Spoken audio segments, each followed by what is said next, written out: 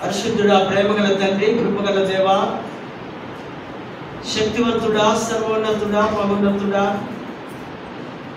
మా సృష్టికర్తవు, మా దేవుడవు, మా రక్షకుడు అయినటువంటి యేసుక్రీస్తు ప్రభువా, మీ ప్రశస్తమైన నామానికి మరొకసారి మా నిండు వందనములు, కృతజ్ఞతా స్తోత్రములు చెల్లిస్తూ ఈ ప్రత్యేకమైనటువంటి ఆరాధనలో నీ దైవ సన్నిధి కనపరుస్తూ నీ స్వరాన్ని మాకు వినిపిస్తూ అద్భుతమైనటువంటి సందేశము ద్వారా మరొకసారి మా విశ్వాసాన్ని, మా భక్తిని మీ ఎదుట మేము కనపరుచుకొని మిమ్మల్ని మాత్రమే మహిమపరుస్తూ గణపరిచే వారముగా చేరవచ్చిన ప్రియబిడ్డలు కూడా దీవించగలరు. యేసు నామమున వేడుకుంటున్నాము తండ్రి, ఆమేన్. దయచేసి కూర్చుందాం.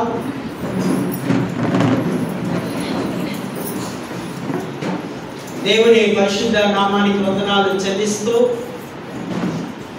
చేరవచ్చినటువంటి దైవిక కుటుంబం అంతటి కూడా యేసుక్రీస్తు నామంలో ఈ సాయంకాల శుభములు, దైవాశీస్సులు మీకు తెలియపరుస్తూ ప్రేమతో ఈ ప్రత్యేకమైన ఆరాధనకు ఆహ్వానాన్ని అందిస్తున్నారు. మహాదేవుని కృప మనమందరం సజీవులుగా ఉంటూ ఈ దినం ఒక గంభీరమైనటువంటి, ఒక శ్రేష్టమైనటువంటి దినంగా దేవుడు చేసిన మేలును గణపరుస్తూ తలపోసుకుంటూ దేవుడికి కృతజ్ఞతలు చెబుతున్నటువంటి ఈ యొక్క 15th anniversary, church anniversary celebrations 2009లో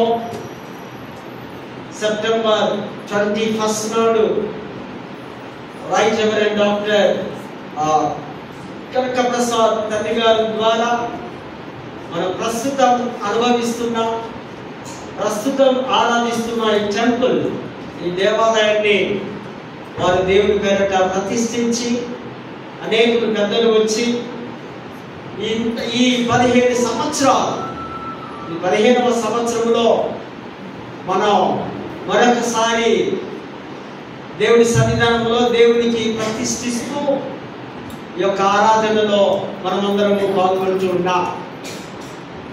మహాదేవుడి కృప, దేవాలయాన్ని కాపాడడం, దేవాలయంలో ఉన్న విశ్వాస జనాంగాన్ని కాపాడడం. బహుశా కొద్దిమంది ప్రభునందు నిద్రించి ఉంటారేమో, మిగతా వారందరూ కూడా సజీవులుగా దేవుడు ఉంచినందుకై దేవుడికి వందనాలు, స్తోత్రాలు చెల్లిస్తూ ఉంటున్నాం. యానివర్సరీస్, వార్షికోత్సవాలు, సంవత్సరము లేదా 365 డేస్ ఆ దినముగా ఎన్నో సెలబ్రేషన్స్. జనరల్గా మనం బర్త్డేలని, వెడ్డింగ్ యానివర్సరీస్ అని అండ్ మెమోరియల్స్ అంటూ రకరకాలుగా ఈ యొక్క సెలబ్రేషన్స్, ఈ వేడుకలు, ఈ పండుగలు మనము చేసుకుంటూ ఉంటాం.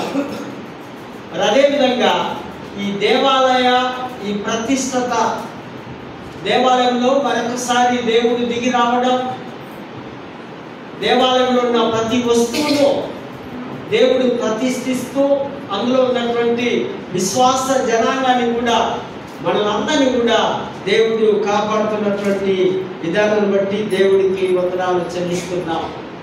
చాలా రకాలైన టెంపుల్స్ గురించి మనం మాట్లాడుతున్నాం.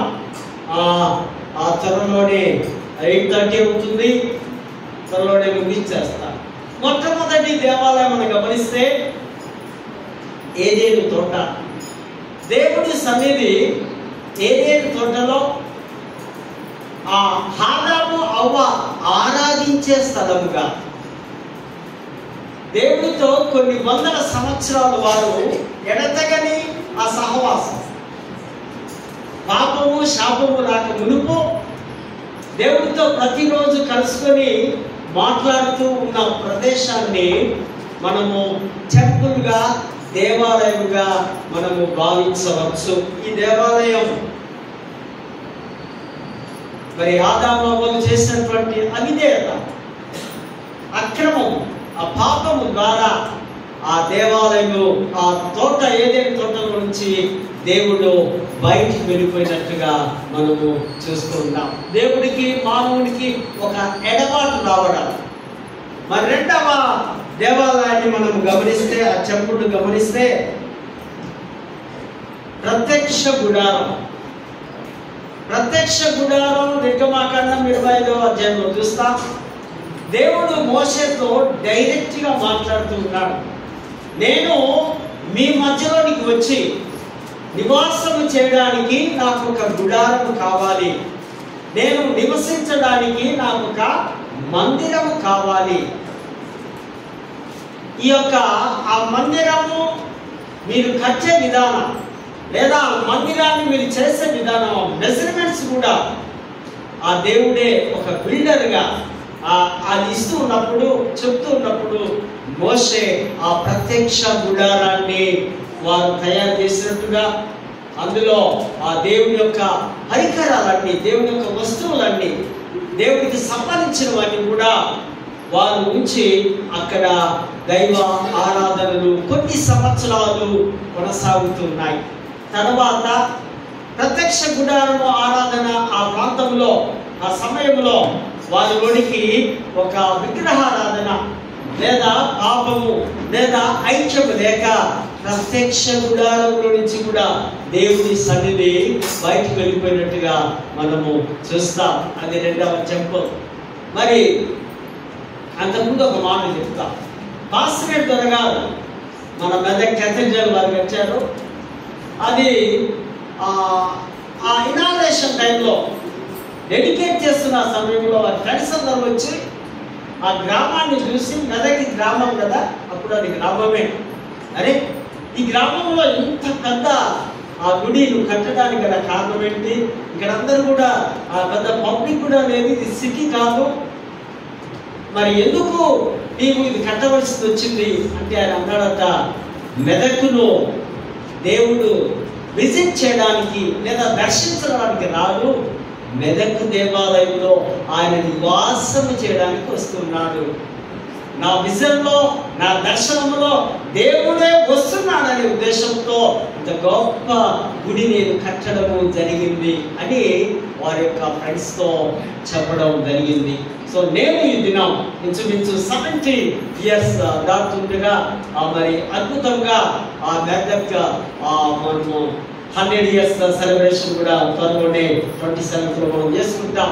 సో గొప్పగా ఈ దిన మెదక్ పట్టణము, అందులో ఉన్నటువంటి నివాసం ఉంటున్న ప్రజలందరూ కూడా ఎంతగానో దీవించబడ్డారు. కేవలం కేథడ్రల్ మెదక్లో ఏ ఊరు అడిగినా పెద్ద చర్చి ఎక్కడంటే ఎవరైనా చెప్పే స్థాయిలోనికి మనము అక్కడికి, మన గుడి అక్కడికి వెళుతున్నట్టుగా చూస్తూ ఉంటున్నాం. మరి మూడవ ఆ దేవాలయాన్ని చూస్తే ఇది సొలొమోను నిర్మించిన దేవాలయం. అప్పటిదాకా ప్రత్యక్ష గుడారంలో నుంచి ఆ ప్రత్యక్ష గుడారము దావీదు కాలం వరకు, సొలొమోను కాలం వరకు వచ్చింది. తర్వాత దేవుడు సొలొమోను ఒక అద్భుతమైన దేవాలయం కట్టమని ఆయన ఆజ్ఞాపించాడు. ఆ దేవాలయం ఇంచుమించు 7 years ఆయన కట్టడము జరిగింది. ఎంతో వైభవంగా, అందంగా కట్టినట్టుగా మనము చూస్తున్నాం. BC 966 to 959 అనగా 7 సంవత్సరాలు వారు కట్టారు.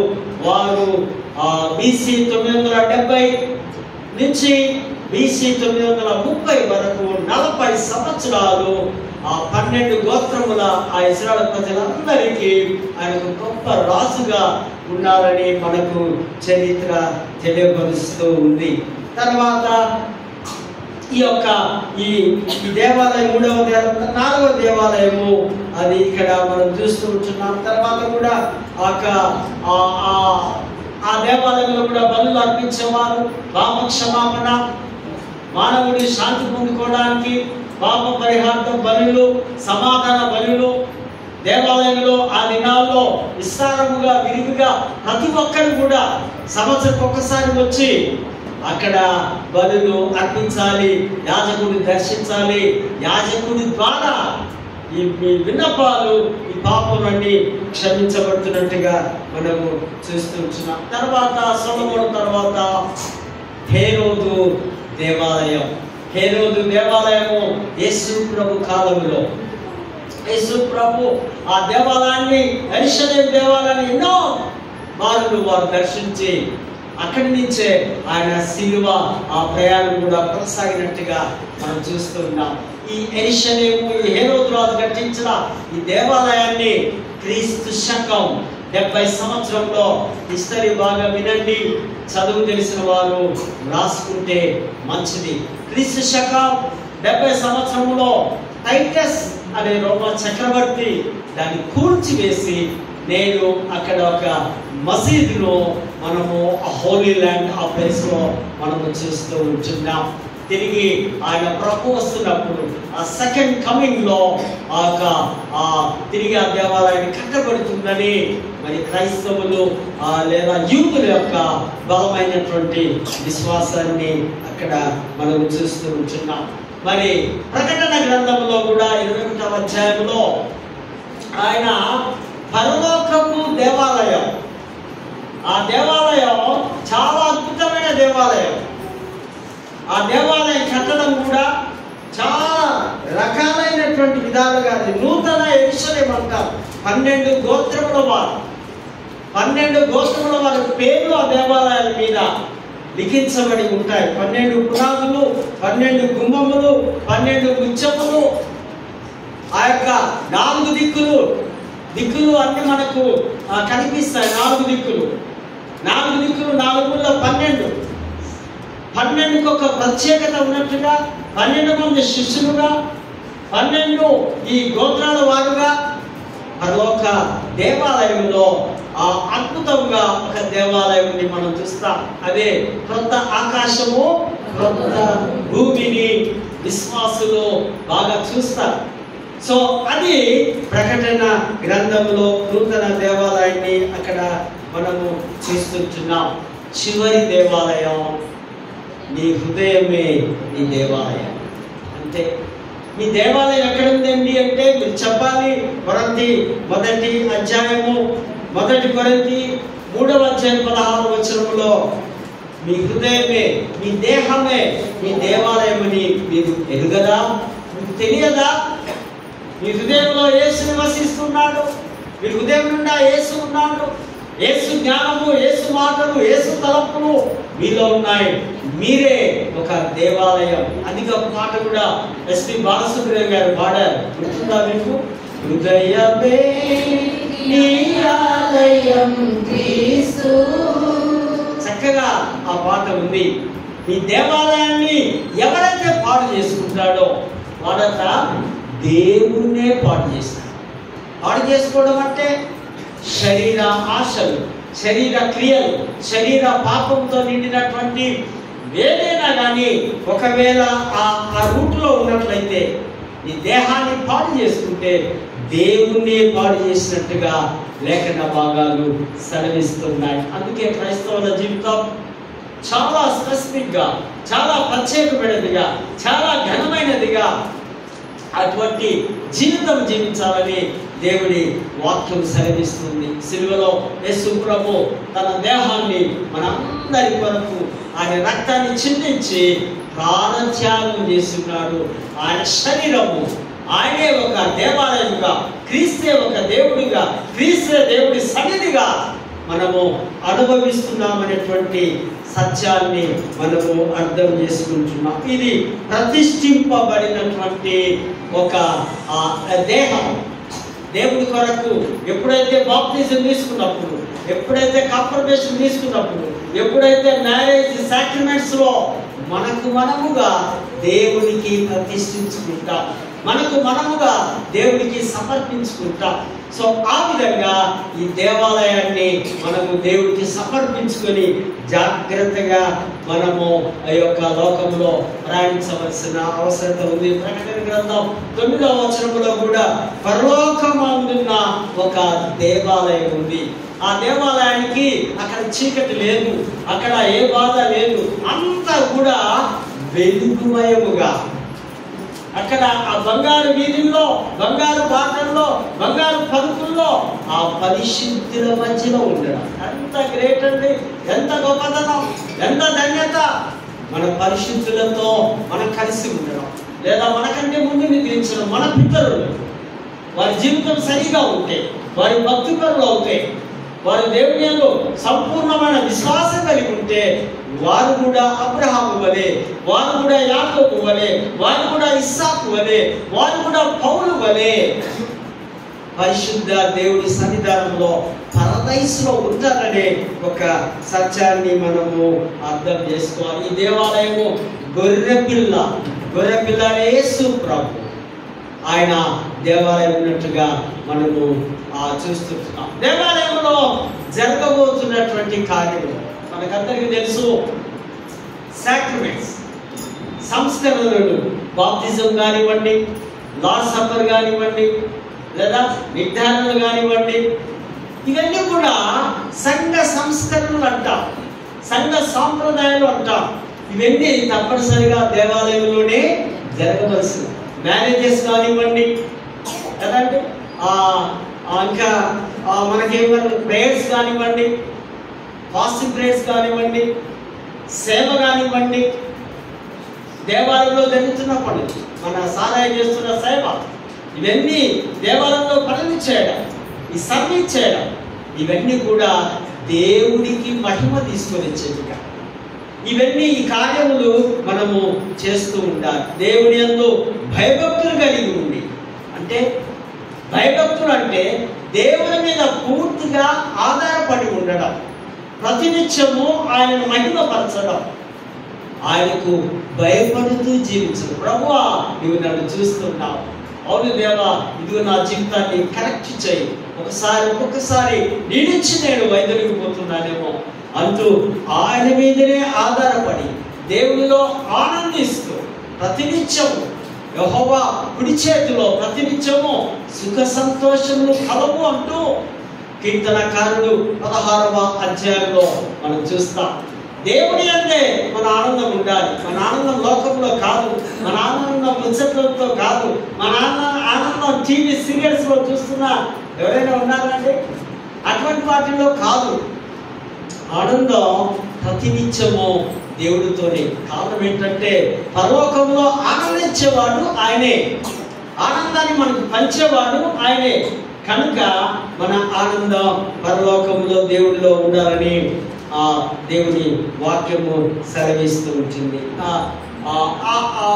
ఆరాధనలో లేదా దేవుని మందిరంలో జరుగుతున్నటువంటి కార్యములు మరొక 4 P'లు, ఇంగ్లీష్లో P అంటాం కదా, 4 P'లు నేను మన ఫస్ట్ లెసన్ మనం చదువుకున్నాం అనుకుంటాను.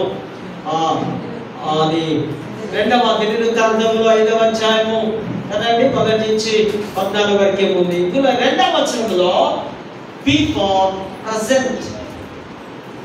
ప్రజెంట్ కావడం, అంటే మనందరి గ్యాదరింగ్ చేయడం, సమకూర్చడం. మందసము వస్తున్నప్పుడు, దేవుడి మందసం వస్తున్నప్పుడు సంఘ పెద్దలను, నాయకులను అందరినీ ఒక చోటికి తీసుకొని రావడం. 2వ వచనంలో ఆ మాటను చూస్తాం, వినండి. కనుక ఈ యొక్క ప్రజెంట్ కావాలి మనము తప్పనిసరిగా ఆదివారం కదా. నా హ్యాపీ ఏంటంటే మన గుట్టలో నేను చేసిన సర్వీస్లో, నా యొక్క ఎక్స్పీరియన్స్లో లేదా నా మినిస్ట్రీలో గుట్టలో సండే 90% అటెండ్ అవుతున్నా. So it's very happy. ఎంత సంతోషంగా అనిపిస్తుంది. ఎందుకంటే ప్రజెంట్ కావాలి ఇక్కడ. మనం పెద్దలు కానివ్వండి, యూత్ కానివ్వండి, పిల్లలు కానివ్వండి, వింటూ వింటూ వింటూ ఉంటే దేవుడి చేతిలోనికి మనం వెళ్ళిపోతాం. కనుక ప్రజెంట్ కావాలి, దేవుడికి ప్రాధాన్యత ఇవ్వాలి. ఆ యొక్క మందసం అప్పుడు పెద్దలందరూ అక్కడ ఉన్నట్టుగా అక్కడ మనము చూస్తూ ఉంటున్నాం. ఇది మొదటి వచనంలో కూడా మనం గమనిస్తే అక్కడ వారందరూ కూడా ఆ రాజులు, ఆ దగ్గర నుంచి దావీదు, ఆ రాజులందరూ దావీదుకు కానుకలు తీసుకొని వస్తారు. ప్రతిష్ఠే ఆయన తీసుకొని వచ్చి దేవాలయంలో లేదా అక్కడికి ఆ కానుకలు తీసుకొని వచ్చే విధానాన్ని మనం చూస్తాం. కానుకలన్నీ దేవుడికి ప్రతిష్ఠించడం. మనం కూడా సండే సర్వీస్ కాగానే కానుకల కొరకు ప్రార్థన చేస్తాం. ప్రార్థన అంటే తెలుసా? దేవుడికి ప్రతిష్ఠిస్తున్నాం. ప్రభువా, నీవిచ్చినది నీవిచ్చావు, తిరిగి నీకే ఇస్తున్నాం, దీని సంఘ క్షేమాభివృద్ధి కొరకు వాడుకోవడానికి. కనుక ఈ దావీదు కూడా ఆ బంగారు ఆభరణాలన్నీ ఆయన యుద్ధాలు చేసి జయించి వచ్చినటువంటి ఆ యొక్క ఆ గెయిన్ అంతటిని, ప్రాఫిట్ అంతటిని దేవాలయంలో ఇస్తున్నట్టుగా చూస్తూ ఉంటున్నాం. పర్ణశాలలో వారు నివసించేవారు ఆ పండుగ టైంలో. మరి అదేవిధంగా 3వ వచనం, పండుగ కాలం. పర్ణశాల పండుగలు 7 ఉన్నాయి. ఇందులో పర్ణశాల పండుగను కూడా యూదులు ఆచరించేవారు. ఇది ఆ పంటలు పండినప్పుడు దేవుడికి ప్రతిష్ఠించే పండుగ. మరొక మాట కోతకాల పండుగ కూడా మనకు ఈజీగా అర్థం కావడానికి. అక్కడ ఆ 3వ వచనంలో దేవుడికి అర్పించడం, తర్వాత ఆ ప్రజలందరూ ఆ చెట్ల కొమ్మలు తీసుకొని వాళ్ళు టెంపరవరీగా ఆ పర్ణశాల గుడారాలు వేసుకోవడం. అంటే వారి పితరులకు గుర్తుగా వారు 40 years జర్నీలో వారు ఎడారిలో ప్రయాణించినారు కదా, వారు అప్పుడు కూడా తాత్కాలికమైనటువంటి గుడారాల మధ్యలో వారు నివసించేవారు. కనుక వారిని జ్ఞాపకము చేసుకుంటున్నారు. నెంబర్ 2 పి ప్రయారిటీ, ప్రాధాన్యత. దేవుడి మందసానికి లేదా దేవుడి దేవాలయానికి ప్రాధాన్యత, ఇంపార్టెన్స్ ఇవ్వాలి. మనకి ఎన్ని పనులున్నా, ఎంత బిజీగా ఉన్నా, మనము అక్కడ 7వ వచనం చూస్తే ఆ యాజకులందరూ ఎంతమంది అట? 120 మెంబర్స్. 13వ వచనంలో మనం చూస్తాం. ఇక్కడ ప్రయాతిలో వారి యాజకులు, వారు ఏర్పరచబడ్డవారు, అహరోను సంతతి వారు, ఆ లేవి గోత్రం వారు. దేవుని పని కొరకు దేవుడు వారిని ఏర్పరచుకున్నాడు. మోషే అన్న ప్రధాన యాజకుడు కదా, వారి కుమారులు కూడా ఆ పనిలో వారు ఉన్నారు. దేవుడికి ప్రయారిటీ ఇవ్వాలి. అక్కడ యాజకులు అక్కడ ఆ కార్యక్రమాలన్నీ చేస్తున్నారు. 11వ వచనంలో పర్సివరెన్స్, పర్సీనర్స్ అనగా సమాన వారసత్వం, హక్కు. అందరూ ఒకటే, విశ్వాసులంతా ఒకటే, దేవుని బిడ్డలందరూ దేవుడికి సమానమే. కానీ ఇక్కడ మాత్రం వారు సపరేట్గా ఉన్నారు. ఒక 120 మంది యాజకులు బూరలు ఊదుతూ ఆ మందసాన్ని నిలబెడుతూ ఉన్నారు. బూరలు ఊదుతూ ఆ మేడగదిలో మనం చూస్తాం. 120 సంఖ్య అనగానే మనకి ఎవరు గుర్తుకొస్తారు? 120 మంది కూడా మేడగదిలో ప్రార్థించే వీరులను మనం చూస్తాం. సో ఇక్కడ ఈ 120 మంది బూరలు ఊదుతూ మందసాన్ని అక్కడ ఆ గుడారంలోనికి తీసుకొని వస్తున్నట్టుగా ఇక్కడ గమనిస్తూ ఉంటున్నాం. 14వ వచనం, ఆ టెంపుల్ అంతా దేవుని మహిమతో నింపబడి ఉంది, దేవుని తేజస్సుతో నింపబడి ఉంది, దేవుని యొక్క ప్రకాశవంతమైనటువంటి వెలుగుతో నింపబడి ఉంది. దేవుడి ఆ ప్రసన్నత లేదా ఆ యొక్క కాంతి మొత్తం అక్కడ నింపబడినట్టుగా మనము చూస్తూ ఉంటున్నాం. చదవబడిన 84వ కీర్తనలో కూడా మనము గమనించినట్లయితే అక్కడ కోరాహు కుమారులు రాస్తున్నటువంటి కీర్తన. ఈ కీర్తనలో ఆ మందిరములో నివసించువారు ధన్యులు, యెహోవా మందిరములో. అదే భక్తుడు దావీదు కూడా అంటాడు 23వ కీర్తనలో, చిరకాలము నేను యెహోవా మందిరములో నివాసము చేస్తాను.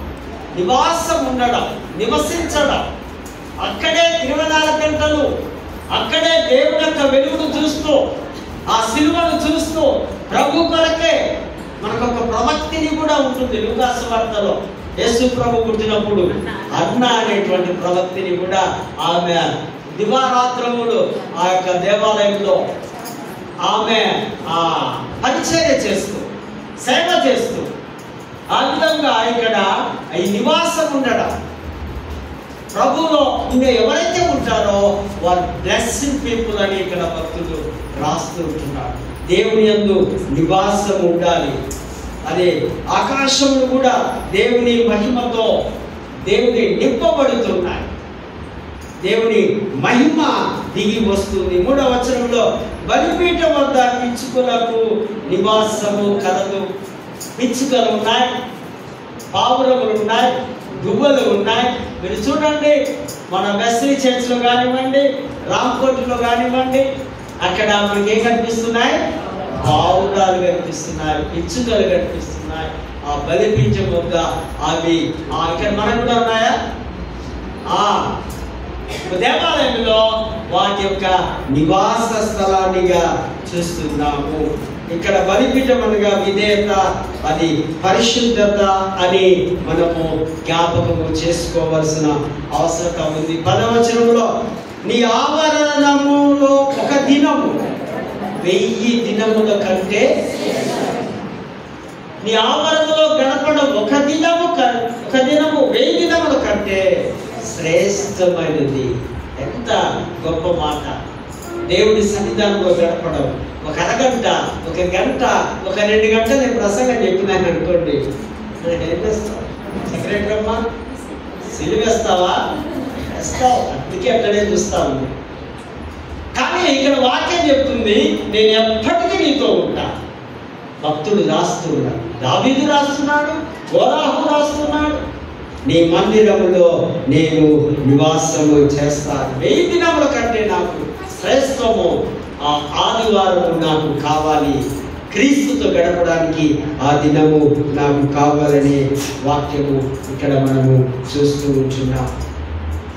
భక్తిహీనులను కొరకు దేవుని ద్వారా నివాసము. ఆ భక్తిహీనులంట వారి యొక్క నివాసం అంతా అది ఆ ఇసుక మీద ఇల్లు కట్టినట్లుగా ఉంటుంది. భక్తి పరులేమో, నీతిమంతులేమో ఎక్కడ కడతారు? బండ మీద, అనగా జ్ఞానం మీద, దేవుని యొక్క మనస్సు మీద ఇల్లు కట్టుకోవడం. భక్తిహీనులు మాత్రం తాత్కాలికముగా ఈ లోక వాటి కొరకు అటువంటి ఆలోచనతో వారు కడుతున్నారని ఇక్కడ మనము చూస్తూ ఉంటున్నాం. దేవుని కాపుదలలో, దేవుని కృపలో చిరకాలము యెహోవా మందిరములో నేను నివాసము చేసేదను. మార్కు సువార్తలో కూడా మనం చదువుకున్నాం. అక్కడ అంటున్నాడు భక్తుడు, ఏం రాస్తున్నాడు? నా మందిరము సమస్త జనులకు, అందరికీ ప్రార్థనా మందిరం. ఇది 24 hours ఓపెన్ చేసి ఉండాలి. దేవుడి మందిరం, దేవుడి మందిరం దైవ విశ్వాసులకే కాదు. మీరు యెరూషలేము దేవాలయం చూస్తే, సొలొమోను కట్టించిన దేవాలయంలో ఒక 3 భాగాలు ఉంటాయి. మొదటిదేమో ఆవరణ, అది అన్యుల ప్రదేశం, అన్యులు అక్కడ కూర్చోవాలి. రెండవ వారు ఆ శ్రేష్టమైనటువంటి యూదులు మధ్యలో వారు కూర్చోవాలి. తర్వాత యాజకులు అక్కడ ఈ ప్రతిష్ఠించబడిన ఆ స్థలంలో వారు కూర్చోవాలి. మరొక వైపు స్త్రీలు అటు కూర్చోవాలి. స్త్రీలు మాత్రమే. పురుషుల్లో రావడానికో, కూర్చోవడానికో, మాట్లాడడానికో వీరులే. స్త్రీలు ఆ పురుషులను లేదా వాళ్ళ పేరెంట్స్ను, వారి బ్రదర్స్ తప్ప వేరొక పురుషుని చూడడానికి కూడా వీలు లేని యొక్క సంస్కృతి యూదా సంస్కృతి. సో ఇక్కడ భక్తుడు రాస్తున్నాడు, నా మందిరము అందరికీ. అందుకే మెదక్ కేథడ్రల్ మహాదేవాలయంలో మీరు చూడండి, క్రిస్టమస్ రోజు 95% ఫ్యామిలీస్ మార్నింగ్ 4-3 నుంచి స్టార్ట్ అయ్యి ఈవినింగ్ 10 వరకు వరుసగా వస్తూనే ఉంటారు. పబ్లిక్ అంతా మన వాళ్ళు కాదు. మెదక్లో ఉన్న ప్రతి డోర్, ప్రతి హౌస్ అక్కడికి వెళ్ళి ఆ దేవాలయాన్ని యేసును చూస్తూ మన గురువుల ద్వారా వారు బ్లెస్సింగ్స్ పొందుకొని ఒకవైపు వస్తూ ఉంటారు, మరొక వైపు వెళుతూ ఉంటారు. నేను SCTC కాలేజీలో ఉన్నప్పుడు ఒకసారి క్రిస్టమస్ మాకు మా టీంకు ఒక ఇన్విటేషన్ వస్తే నేను అప్పుడు చూస్తే వెళ్ళాను. అప్పుడు మాకు మార్నింగ్ నుంచే డ్యూటీ ఈవినింగ్ దాకా నిలబడి ఉండడమే పని. సో అంత పబ్లిక్ వస్తున్నారు. అది సమస్త జనులు. ఎందుకంటే దేవుడు లోకమును ఎంతో ప్రేమించాడు. అందరినీ ప్రేమిస్తున్నాడు. చెడ్డవారిని, మంచివారిని, దుర్మార్గులను అందరి మీద ఆయన వర్షాన్ని కురిపిస్తూ, ఆయన నీతిమంతుడైన దేవుడు కనుక ఏ ఒక్కరు నాశనం కాకుండా నశించుకోకుండా ఉండే ఉద్దేశంతో మరి అందరికీ ఆహారం అనుగ్రహిస్తూ, అందరికీ ఔషధిస్తూ, అందరినీ ప్రేమిస్తున్న దేవుడు కనుక సమస్త జనులను మనమందరం కూడా మన వారిని, మన ప్రక్క వారిని, అక్కడి వారిని, ఇక్కడి వారిని తీసుకుని రావాలి. ఈ యొక్క ఆ పద్ధతిలో మనం ప్రభులోనికి మనం నడిపించవలసిన అవసరం ఉంది. ప్రేమైనటువంటి వారు ఈ యొక్క 15వ సంవత్సరములో ఈ యొక్క యానివర్సరీస్లో దేవుడు మనతో మాట్లాడుతూ, దేవుని యొక్క కృప మన మీద ఎంతగానో దిగి వస్తుందనేటువంటి ఆ సత్యాన్ని మనము అర్థం చేసుకోవాల్సిన అవసరం ఉంది. కనుక మరి ఈ ప్రదేశంలో, ఈ ప్రాంతంలో మరి ఎంతగానో మన ముందు మరొక పెద్ద అద్భుతమైన మెగా చర్చ్ కూడా ఉంది. ఇది ఇంకా వైభవంగా సొలొమోను ఏ విధంగా కట్టి ఉన్నాడో మనం కూడా సొలొమోను దేవాలయాన్ని మనం మైండ్లో పెట్టుకోవాలి. అంత రిచ్గా, అంత ఘనంగా ప్లాన్ చేసి ఉన్నాం. ఆ వనరులన్నీ కూడా దేవుడే సమకూరుస్తాడు. కేవలం ఆయనందే విశ్వాసం ఉంచాలి. ఆయనతోనే ప్రతిరోజు మనం ప్రార్థన చేసుకున్నట్లయితే నేను అనుకుంటున్నా అందరం కూడా మెగా చర్చ్ కొరకు ప్రార్థించేవారు ఉన్నారని నా యొక్క విశ్వాసం ఉంది. మరి త్వరలోనే దాన్ని కూడా మనము డెడికేట్ చేసుకోవడానికి కూడా వీలవుతుంది. కనుక ఈ యొక్క వార్షికోత్సవ సందర్భముగా మరి ప్రతి కుటుంబానికి సరికొత్త దేవుడి యొక్క ఆశీస్సులు, దీవెనలు, దేవుడి యొక్క కృపలో ఎదుగులాగున ఇంకా దేవుడి యొక్క ప్రకాశవంతమైనటువంటి వెలుగు మందిరం మీద, ఆ తేజస్సు, మహిమ మన కుటుంబాల మీద కూడా ఎవరైతే యెహోవా దేవుణ్ణి, యేసు దేవుణ్ణి అనుసరిస్తూ, అనుకరిస్తూ, ఆయన మీద ఆయననే బలంగా విశ్వసిస్తూ ఉంటారో వారి మీదికి కూడా ప్రభు యొక్క కృప దిగి వస్తుందనే ఒక విశ్వాసంతో మరొక పర్యాయము మీకు శుభములు, దైవాశీస్సులు తెలియపరుస్తూ అటువంటి ఒక పరిశుద్ధాత్మ నడిపింపు, దైవాశీస్సులు దేవాది దేవుడు మనకందరికీ అనుగ్రహించును గాక. ఆమేన్.